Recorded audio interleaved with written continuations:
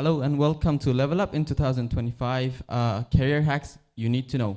I'm your host and your host Fami, and I welcome all of you to our first episode of the podcast called What's Up? Believe me, we had to brainstorm for this name, okay?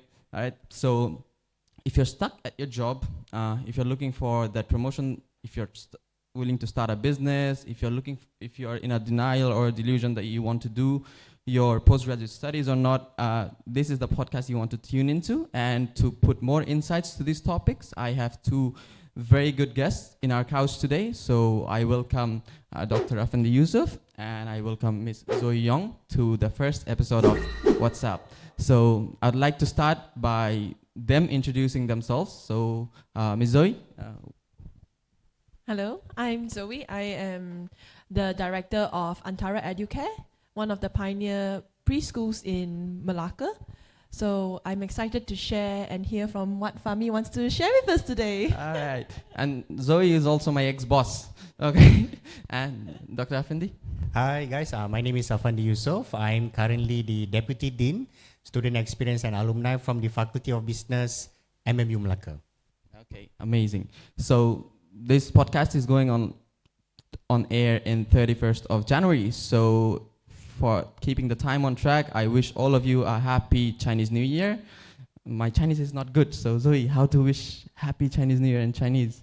新年快乐，万事如意。新年快乐，恭喜发财。Also can? 恭喜发财。Okay, all right. Okay, so keeping the track of the title today, leveling up. So I would like to start by defining what leveling up means in your personal perspective. So Zoe, for you, what does it mean to level up as a person or as in your career or in your academic? Leveling up for me is from getting where I am right now to where I want to be in the next 2 years to 5 years, and actively pursue those goals and find ways or make connections in order to achieve and attain those goals. That's what leveling up means for me. That's amazing. So how much have you leveled up in 2024? Because I was depressed at the end of 2024. I didn't feel like I leveled up, I leveled down. Oh, that's actually a very interesting question.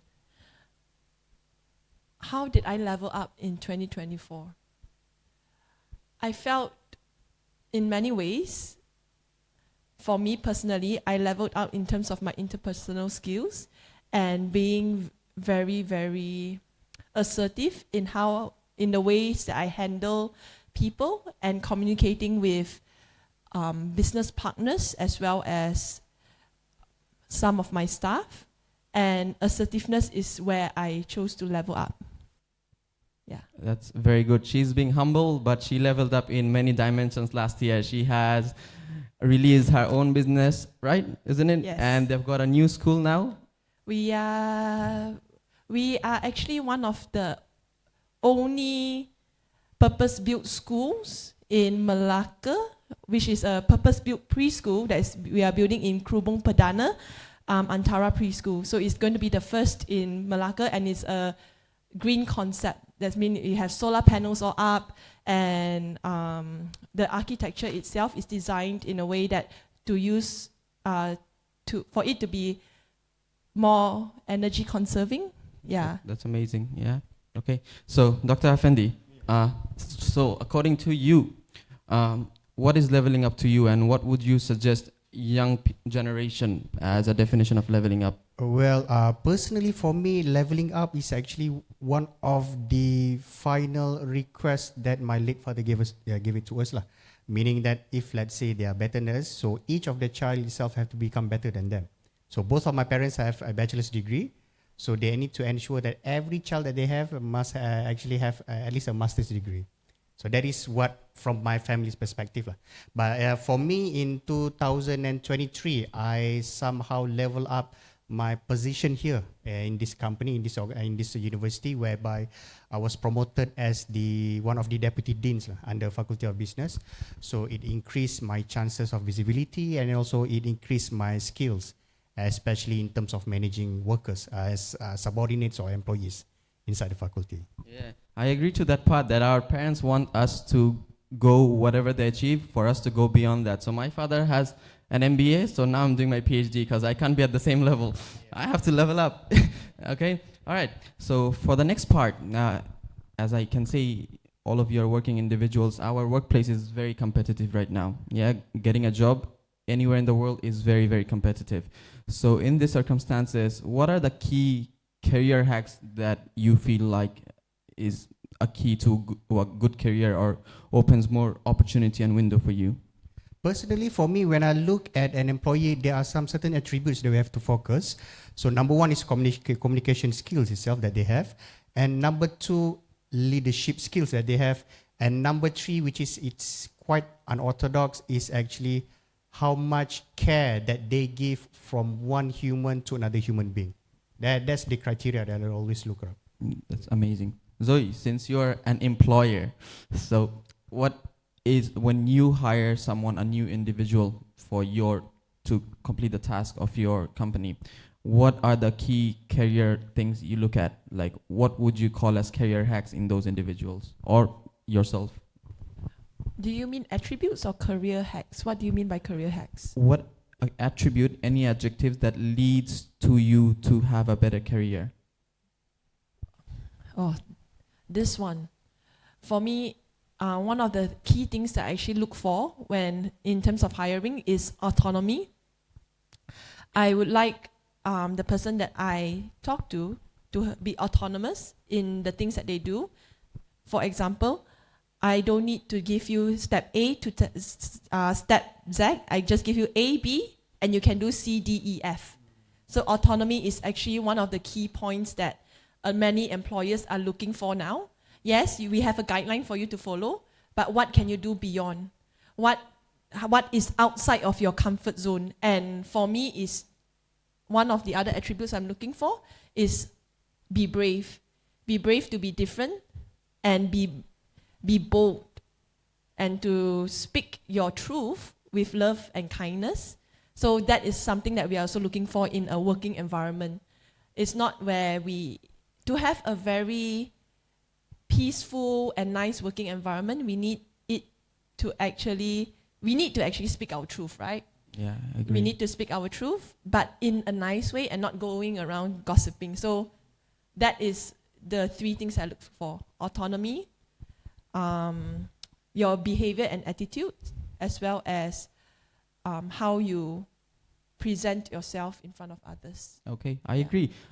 Nowadays, it's a big talk about communicating, and I feel like today we communicate more than we ever used to. At workplace, in personal life, we have WhatsApp, Telegram, emails, and we communicate personally as well. But what we don't talk about is contemplation, as what Zoe said, autonomy. That we communicate and we take the verbal value, and that's about it. We don't contemplate like what it entails. That's why a lot of people just, if you give them a task, as she said, give A and B, they just end at A and B. They just don't go the extra mile. Yeah? Okay. So for my next question is, now since it's an age of branding, brand whatever channel you are in, but another part is brand yourself.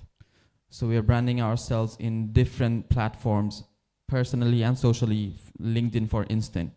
So how important do you think this personal branding is? Does it elevate a person's chances to secure a better job or be better at business? Personally, for me, when we talk about personal branding, right, usually the thing that I always did is actually using the same username or the same name itself through all of my social media account itself, whereby the Google are able to read the algorithm of my name and also my credential, and then they can use to increase to boost my visibility to the public. So this is one of the strategy that I did, and by doing that, I am able to reach to the area that I've never dreamt before. So meaning that we are able to create new collaboration with companies outside due to the algorithm that I have inside the Google. That is for me. Yeah, okay. What about you, Zoe? What about your personal branding? For this, it's actually a really tough question because part of how our company grew is that we did not do any branding at all, no advertisements, nothing. And in fact, we didn't have a social media page until year 2020. And although we have 3 schools now, the social media page is only at 1 school. However, despite the fact of not having any marketing or, what do you call it, branding on like Facebook, Instagram, we managed to win the Best Preschool Award from the government, JKM. So it is, for me, I feel personal branding is really important. However, I feel as if let's say your attributes in terms of your personal values and what you stand for is actually the one that will make you reach out to more people, especially when you meet them face to face at networking events. Yeah, personal branding comes in hand with that. So for me personally, I feel before you brand yourself out, know yourself first. Yeah. To know yourself. I understand. I agree that I don't do a lot of personal branding. That's why my boss standing there, she sometimes yells at me, like, why don't you put post on LinkedIn? And I'm like, it's too much work. And LinkedIn posts are very polished. I can't do that thing. But as I have gone through the friends of mine, the peers of mine who are very active in these mediums, right? As Dr. Afendi said, they are having a blast. They are very visible to people. They're getting more opportunities. They're getting more collaborations. But what she said is word of mouth, which is nurture your network. When you meet people, they get to know who you really are as a person, because I think hands-on touch is the best way to communicate. And people get to know your work ethics. That travels faster than speed of light. So that creates a better bonding, better reach of your name to others. So which one would you rate higher, the nurture of network or personal branding? If I have a choice to choose between someone who has a very strong personal branding or someone who is recommended by someone, I would personally definitely go with word of mouth. Because I agree with you on that. Yeah. Unless I know of friends who have worked with someone who has very strong personal branding, then I will work with them. Or else I will be very wary, because I do not know their working ethics, because working ethics is actually, professionalism is actually very, very important when we are working outside. Understand? Yeah. Okay. So I'm trying to fit in amidst of all this. What is the role of education? Because I see a lot of people striving for, higher education. They don't stop at degree. But a lot of people, they're not even reaching to degree. They feel like, we're done with diploma, we can get a job. But after spending 2 years at a job, they feel like, oh, I need a degree. Same thing for people who has completed a degree after spending a few years. Some of them, they say, I think I need a master's degree. Many of them, they think we don't. Yeah. But in MMU, we have got applicants who are in their mid-40s, and now they realize that, I should go for that MBA. Mm-hmm. I should go for that MPhil and have a master's degree to elevate ourselves. So how would you rate the demand of having a PG, postgraduate degree? Now, from our perspective, from the education, I'll give you 2 perspectives. One is on the education side, the other on the practical side itself, from the industrial side. From the education, usually students are exposed in terms of the problem, especially on the case study first, during their study here in MMU and also in other university itself. But however, the actual practice is actually conducted during their working years itself. So students who enroll to their undergraduate or postgraduate over here, they will be exposed to all of this environment itself, due to the fact that we have conducted a lot of industrial engagement inside and outside of MMU.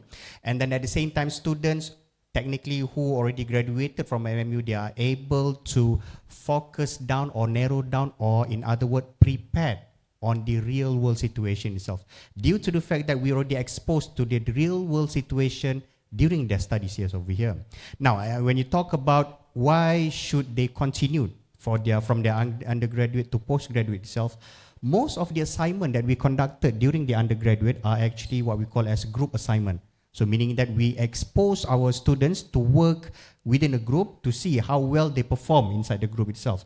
But during the postgraduate for MBA, MPhil or PhD itself or DBA programs, I would say that majority of the work will be done individually itself to increase the visibility of the candidate itself, whereby they are able to handle the situation by themselves. So meaning that they have been exposed during their undergraduate in terms of group activities, and also for the postgraduate itself focusing on the individual activities. So that is what we expose to our students. So basically, when you are doing a degree, you're in a huddle, but when you are doing a master's or your PhD, you're a lone wolf, you're by yourself, and I can relate it to it because I just finished my master's. Yeah, but I see a lot of candidates who are very confused, you know, should I do it, should I don't do it? So for me, like my father is a very contrasting character to me. He's very organized. Okay, so I remember that when I was expecting a sibling, so my father is very calculative, but turns out that we're having twins. Okay, so everything just went to the south for my father financially because, you know, 2 children are... So at the same time, my father is working for NGOs and the funding had gone down. So he was, back in the time, he was working for UNICEF. So the funding had gone down, so we came back home and now my father just started another work, but now he has 3 children. So he was trying to level up, and then what he did a part-time MBA, and he did really well for his age. I think he was in his 40s. When I saw that, and then I could see within a year or two that, oh, we are living a better life. Yeah. So from then I knew that I wanted to do my master's. Yeah. And then when I went into my work life, I realized, no, I really want to do my master's. Yeah. So Zoe, you also did your master's, right? No. Not yet. So why don't you join MMU? So for working individuals like you, we don't only have like physical masters like MBA that requires physical classes. We also have executive MBA that is fully online and other courses. I'm just saying, like, you can join MMU, yeah? I do see like, okay, there are 2 ways I see it. Education is a passport to go all around the world. Okay, so of course, if you have your master's or postgraduates, it opens more doors to opportunities when it comes in where a master's or postgraduate is actually required in order to attend certain projects or research projects, especially with the government. So I am planning to get my master's. However, with work commitments, with the new schools all building up, as well as a few projects ongoing in KL itself, I find it having the time is actually one of the resources that I am running out of. So I hope is that in the next 2 to 5 years, that would be my level up. Yeah, so very busy individuals like Zoe, we have created our ODL programs, not only in business, or not only MBA, we also have now IT that is fully ODL. We have computer science that's fully ODL. So within 5 years, you might give it a thought about MMU, because there's you in MMU.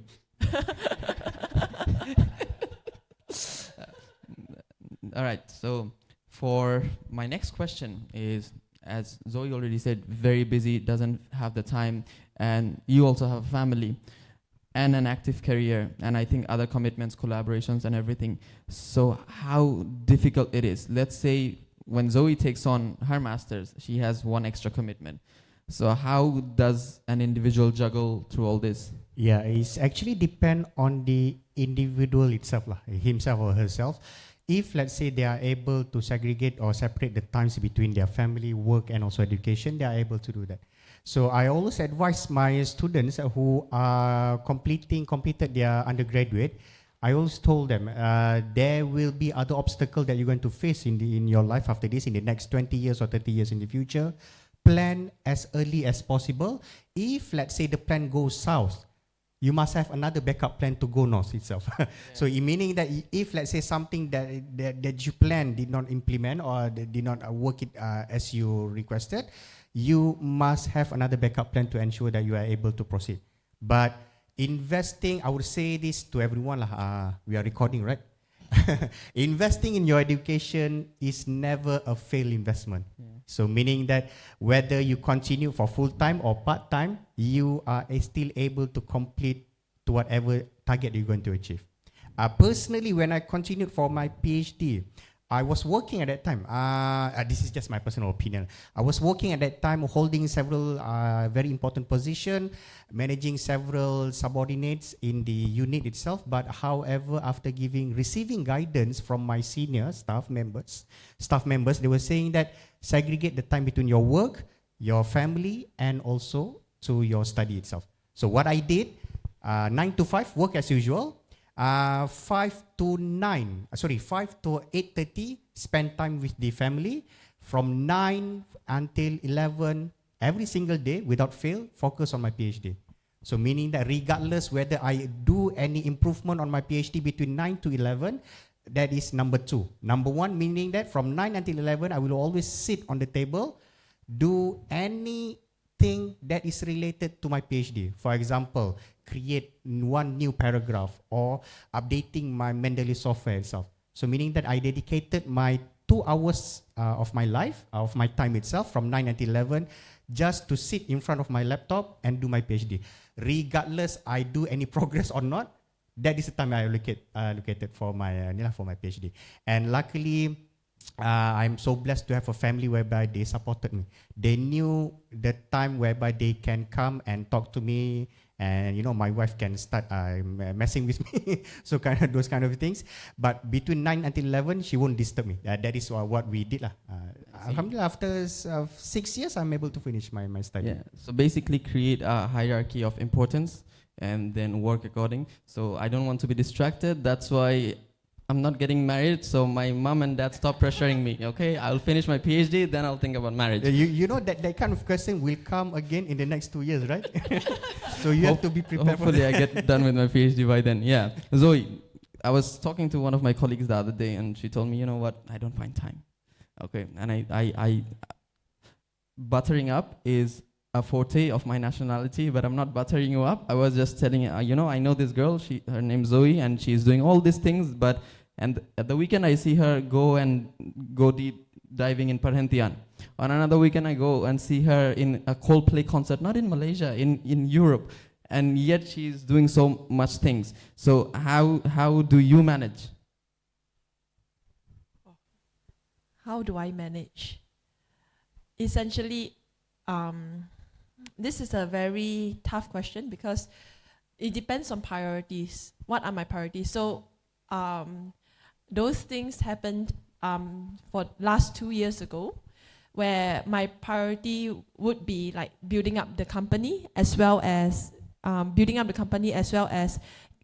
getting experiences in my 20s, or at least at the end of my 20s. Okay, so whatever extra time I had, I chose to channel my focus and energy into my business and generating an income in order to get the experiences that I want to have. So essentially, I really, really admire like the discipline that it took to actually sit down and organize like work, family, and your studies. When do you have personal time then? Usually my personal time with you, I'll be honest with you, after 11 o'clock, that is my personal time. So between 11 until 12, this is what I did. This is my personal opinion. I always watch anime. And I dedicated, that is what I did from Monday until Friday. Saturday and Sunday is a different story. Saturday and Sunday, usually for Saturday, I dedicated my time from morning for sports activities. And Sunday is what I call as Hari Bersama Isteri, a day with your wife. That is how do I buy the soul of my wife lah. You have to take care of your family, right? And then at the same time, you have to focus on your wife and everything. So Sunday, I do not touch my PhD. I do not touch on work. I do some sports activities for mental and physical health. And then I spend the rest of the day only for my. It's already called public holiday, right? Yeah. So spend the time with your family members lah. That is what I did lah. Different people have different So opinions. guys, this is how you secure a good relationship and let your wife support you when you're doing your PhD. Allocate an extra day for your wife, okay? All right. Yeah. So we come back to my side, where essentially that was my goal. So what I did was I work a lot to build up the company, to develop company with my partners, and then on the side I went to do market research. So market research in a way where on weekends I go up to KL and I research on what are the needs, what do people need in KL in terms of education. So we found that parents need a place for their children to be at during weekends, and they don't just want a playground, they want educators. So at the end we set up last year, I think 2 years ago in November, we set up our first children clubhouse in Bukit Bintang, which has a playground and educators in the playground to take care of the children on weekends, and as well as have a side family coaching business for those families in KL who really needs to have effective communication with their children. So I spent most of my energy working on that during the weekends, and that actually generated the income that allow me to have the freedom to travel how I want and where I want, and also freedom of time. So I was in Europe for a month, I was in China for 2 weeks, so I had the money and time and the freedom to achieve that. However, when I'm working, you can ask for me. I can come at 7 and leave at 9 p.m. So that is how I chose to spend my time, although his time sounds very relaxing and much more balanced to me. Instead of, Monday to Fridays, Malacca, Saturday, Sundays, KL. Yeah. So I hope that I'm able to find a balance so that I could further my education too. Yeah. But personally, I do believe that you are currently balancing your life, Zoe. This is just my personal opinion, because due to the fact that you are traveling a lot, but I can see that you are doing something that you love. Am I right? Yes, definitely. It comes from your heart, and then those activities, it makes you happy internally, right? So my advice to you, proceed with whatever that you have. Yes, it is actually true. What if I don't get married? That is just another variable that we have to consider lah. There are also other variables that we have focused on. Yes. Actually, that is the main question that we both are having now. When are you getting married? Usually the question will come during the festive season, right? Yeah. Now it's every dinner. Every dinner, right? That's why I live far from my family. I also received that kind of question during a dinner time when I was still single. So parents kept asking, hey, and nothing happened to you in your next plan and everything. And then I told them the scene that I always watch in Goodfellas. The spaghetti scenes whereby one of the actors saying to the mom, I don't want to have another wife. I don't want to have another wife because I want to spend the time with you. So that is what I always tell to my parents. Understand, yeah. So for people who are like Dr. Effendi, giving time to their wives on the weekends, but they have children, they have to manage, so they can leave their children at Zoe's place in Bukit Bintang and spend some good time with their family, okay?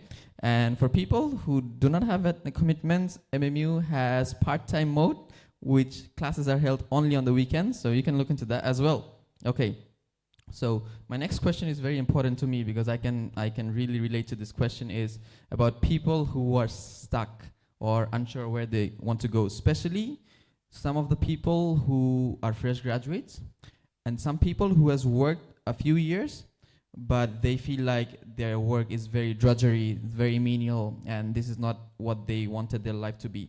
So they want to shift. Usually they shift from their field of expertise where they studied to a very different field. So what are your suggestions for people who are stuck or unsure, or if you have ever faced that situation? Personally, usually in terms of shifting, in terms of the work itself, right? Whereby sometimes we kept pondering, am I doing this right, or should I proceed with my education, or should I proceed to jump from one company to other company, right? So it goes back directly to your mind. Whether do you think that whatever that you have right now is already enough or not enough? So personally, for me, I've already make a peace with my heart and my mind. I believe that I will prioritize my education first, then I will prioritize in terms of money, or actually in terms of work lah. So because these are one of the I would say advice lah from my own parents. Either work or study. Prioritize your work. So prioritize your study first. Then work will follow you after that. Don't not chase for money, but you need to chase for happiness. If let's say whatever that you chase for happiness is actually related to money, the money will come. Yeah. Yeah, but like as a lot of our professors, they say that when you're doing PhD, it's a very lonely route. Like only you know what's happening. So people very often they lose motivation. They also lose discipline. I think discipline is more important than motivation. But what Dr. Afendi said, like from 8 p.m. to 11 p.m., I think he had no lackings of discipline. So yeah, but I'm sure you have come across a lot of your colleagues and peers who have taken longer to complete their PhD. Yes. So like, how do they come back to their track? Okay, my biggest guidance during my PhD tenure is actually two. Number one, my parents, and number two, both of my supervisors. Right? In MMU, we have the main supervisor and also what do you call co-supervisor? Yeah, co-supervisor itself. I was fortunate that my main and co-supervisor are actually my closest friend, because we are working and studying in MMU itself. So what we did every single day after 5:30 p.m., the three of us go ahead and have a drink together.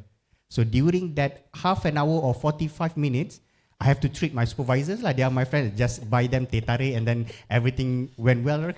So during that 45 minutes, they always not pushing me, but what they did is actually increase my motivate me. Yes, that's the word. They motivate me during that 45-minute window after working hours. And then during that time, I was motivated. That is why every single night, after I handle the house, after I handle the family, and then when I doing my focus on my PhD from 9 until 11, that is the time whereby I still will remember whatever both of my supervisors are talking about during our discussion or teh tarik session after working hours. So I would say that parents and your supervisors they play the biggest role in terms of motivating you to keep pushing yourself to complete what you have started. So they always told me, Fendi, finish what you started. Regardless how long it's going to take, regardless how difficult it's going to take. If let's say it's difficult, come to us. I'm going to guide you. I just buy some teh tarik lah. Then everything we can assist you accordingly. I see. Yeah. So why supervisors understand it in such depth? Because they have gone through the same path. So every supervisor knows what you're going through. Sometimes parents don't understand.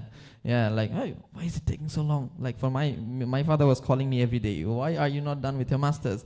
I'm like, I am done. I'm not. I have finished. It's just some things are left. Yeah.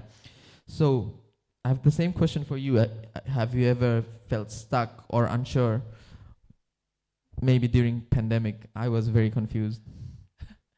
Well, during the pandemic, us teachers, we don't have time to rest.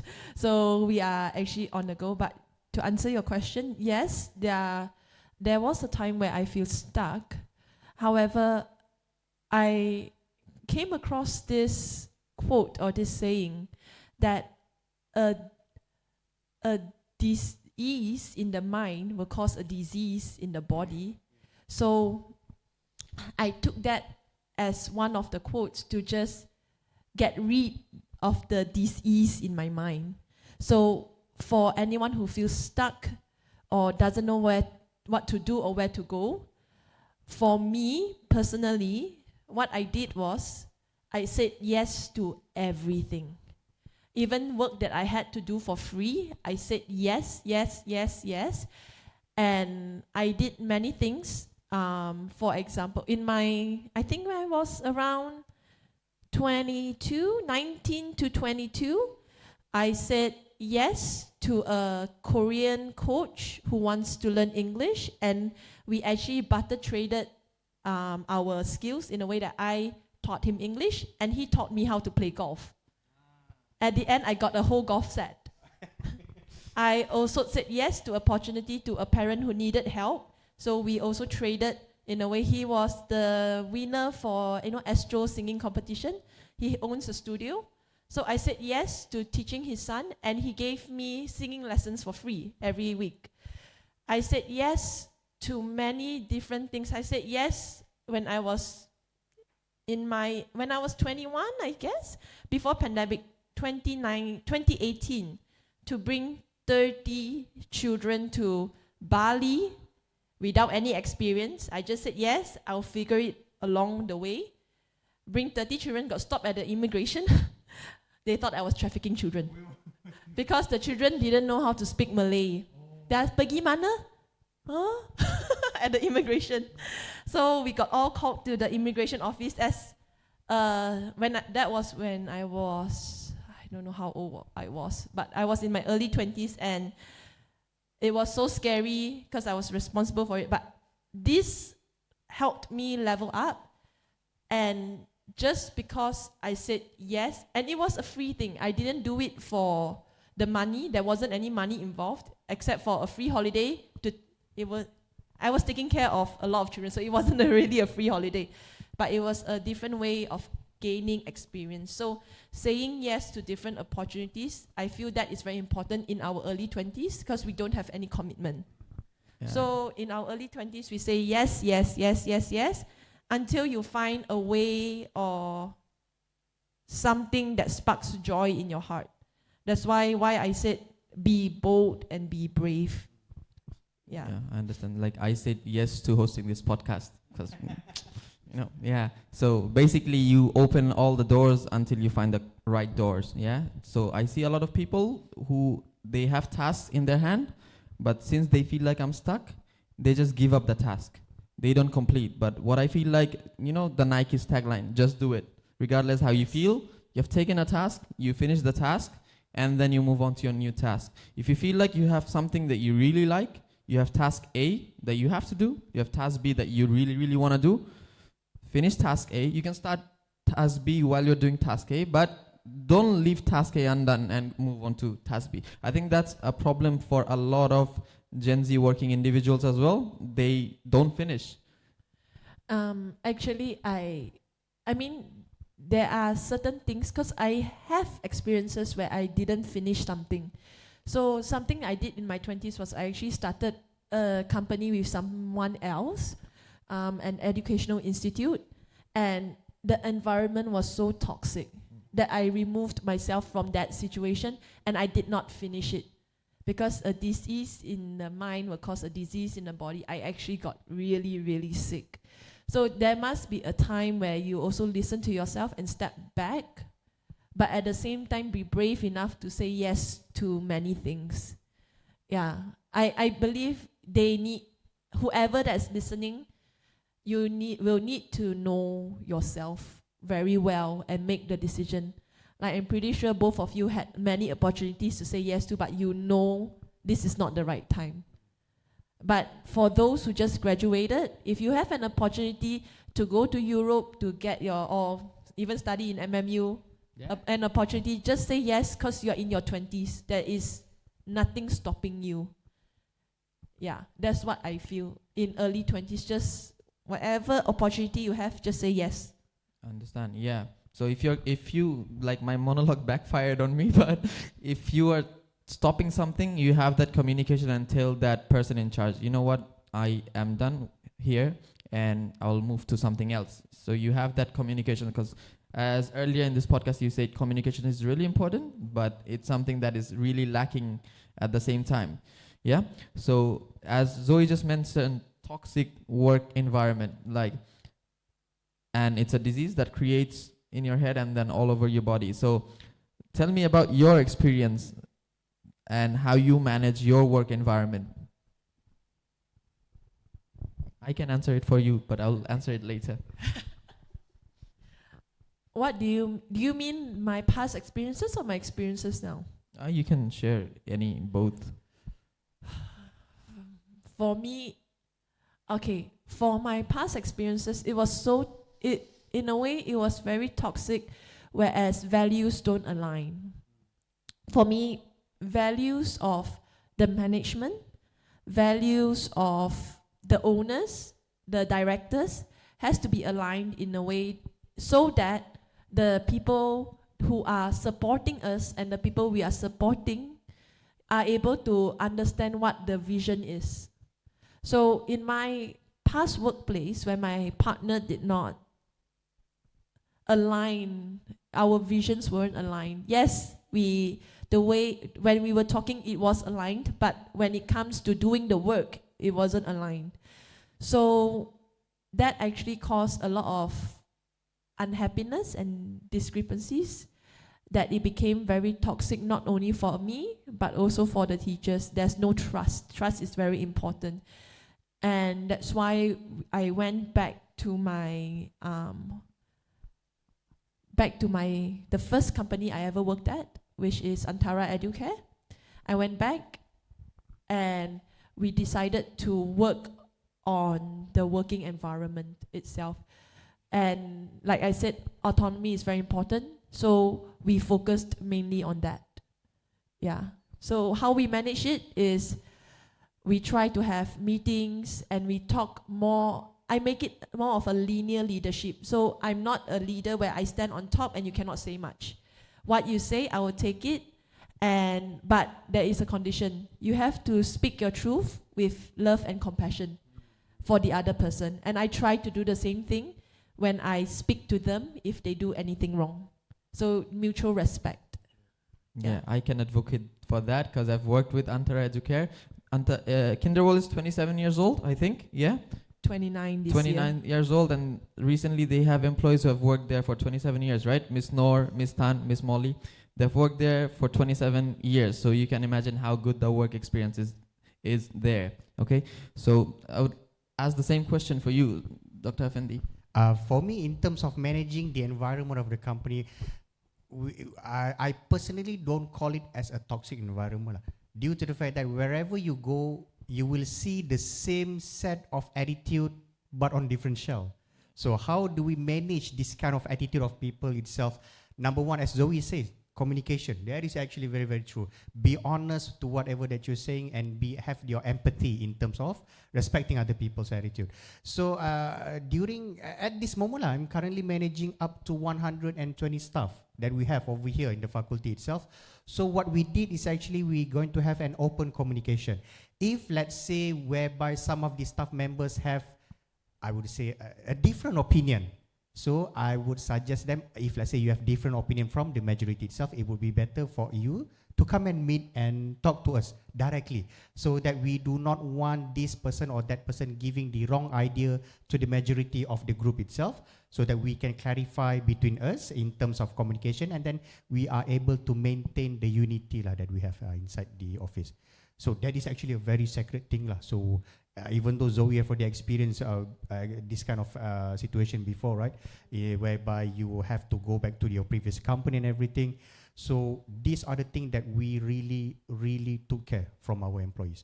Open communication is available, but whenever you have another different opinion or different ideas, please ensure that you have the empathy whenever you are voicing up your suggestion.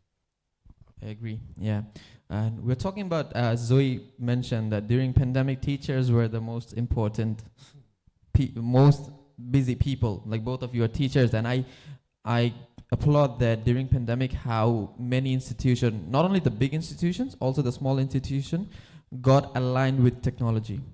Yeah, and they made sure that classes are done. They came up with new modules very fast, on thinking on their feet, and they kept on education going. Yeah. So, but how difficult was it? How difficult was for you to merge with the latest technologies? Okay, so we are preschool teachers. Mainly we deal with huge age range of staff. So we have those fresh graduates who are just like interns trying out, and we have staff who is like 65 years old. They don't even know how to turn on a laptop. So, or they don't have one at home, because mainly our jobs are hands-on. We work with children, we are hands-on. It was really, really difficult at first. However, we decided to have a different model of how we work. So we have two separate teams. One team serves the hands-on part where they go to people's houses at their area. And there's the second team where we work on more on the technology. So this goes hand in hand, because the people who are preparing the materials as well as going to the children's houses, they help us and give us updates on what do we need to do next, how do we help them, what feedback do we get. So they are the people who are calling, like most of our senior teachers. They are either helping us pack resources, helping us call parents, explaining to parents, and helping us to keep the school afloat, in which we are able to pay all our staff full pay during the whole pandemic.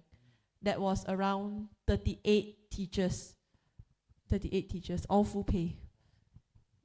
That's a lot, yeah. Dr. Effendi, how is it for you during pandemic? 20th February 2020. Something amazing occurred in the Faculty of Business, the company that I'm working, whereby within 2 weeks, we create the best social engineering experiment among all of our lecturers. We have 135 lecturers at that time. And within that 2 weeks, of course, you will say that we have lecturers, academics who are 40, 50, and some of them are 60 years old. They have difficulties in terms of IT. But within that 2 weeks, it's actually very, very amazing for me, whereby all 135 academics at the faculty are able to transform themselves from the manual kind of teaching towards online teaching itself. At that time, we are playing with the Google Meet software itself, and then Google application, Google Classroom, and all of the G Suite itself. That is the best moment that I can see, like the unity of our members itself. They are able to adapt as quickly as possible, whereby everyone knew by hook or by crook, you have to convert yourself onto online mode. So you cannot transform yourself to the previous, face-to-face method. So all of them agreed together to change themselves. And I realized one thing: people will change if, let's say, there is an urgency, or they have to be forced to be changed due to the fact that they have limited options over there. So that is what we experienced. And I will never forget that moment, 20th February 2020. Yeah. I really admire the fact about not only MMU, a lot of university who took over the online part during pandemic, and they never paused it or gave it an end once the pandemic was done. It was not like we shift from manual to automatic. Once everything's gone, we shift back to manual. So now in MMU, in the classes, you see dot following cameras, so the lectures can be conducted online. So now you see a lot of mixed mode. Like during Chinese New Year, the classes are conducted online because people want to go back home. And now we have also brought up courses like Masters in AI, Cybersecurity, that is fully online for students, working individuals who can't come, so they prefer online. So MMU, not only MMU, other universities are doing very good job at here. Also, during the pandemic, it was a very difficult time, especially I graduated, my exam finished March 7th, and I went back home, and I was stuck in pandemic, but a lot of my friends were here. And when the first wave came, it was very drastic. It was so bad, like most of my friends, their parents could not send them money to Malaysia. These are all international students I'm talking about. But MMU took care of them, so MMU van used to go there, gave them groceries, fully free, and they took care of the students up until the things went down, like things were not as bad as they were. So a very big thumbs up to MMU for that and for taking care of my friends, yeah? Okay, so to wrap up the session, first of all, for all the questions I asked, I had my own perspective, but I came up with a lot of fresh perspective. And sometimes you have something in your mind, but you don't know how to put them in words until someone else says it and you feel like, yeah, that's exactly what's going on in my mind. And so I did agree to a lot of the parts. Some parts were really beneficial for me, like stuck and unsure. Like for me, as I'm starting my PhD, Dr. Effendi gave some insightful thoughts that you have to go for tetare session with your supervisors to be able to graduate on time. These are the do's that I understood. The don'ts that I understood is I don't want to get married yet. So yeah, nurturing your network, creating a personal bond, where Zoe inclined more into nurturing network, but Dr. Effendi also highlighted what it is if you are promoting yourself. So I feel like, why do one if you can do both? You can have a personal brand, you can have LinkedIn and other platforms, as well as stay in your work ethic, so that when people goes and talks about you, it's not innuendo and gossip, it's something good they have to say about it. Okay, so any last word of wisdom from any of you? I would say to everyone, life is actually difficult. You will meet with a lot of challenges. My advice to you, plan ahead and plan early, and you must have a backup plan and respect towards the plan that you've already planned. Oh, that's it. Thank you. What about you, Zoe? For me, essentially is it's so contrasting with yours. It's okay. For me is say yes to opportunities, enjoy the process, and always trust the process. Everything happens for a reason. Even if you are stuck in the things that you do not want to do, and you are essentially also stuck in life, that it is there for a reason. So stay in it and trust the process, and trust it and say yes to opportunities, and just flow in life. Yeah. And also plan a little. Yeah, so I agree. That reminds me of a quote said by Mahendra Singh Dhoni, the Indian legend, that opportunities are like heartbeats. You can't afford to miss one. Okay, so it's been a very good session. Thank you for joining, Zoe. Thank you for joining, Dr. Effendi. Yeah, my pleasure. Thank Yeah. you, Zoe. Thank So you, Zoe. I look forward to host more of our newest podcast, What's Up? So if you don't see him in the next show, that means fired. Okay? All right. Stay tuned, stay healthy, and level up.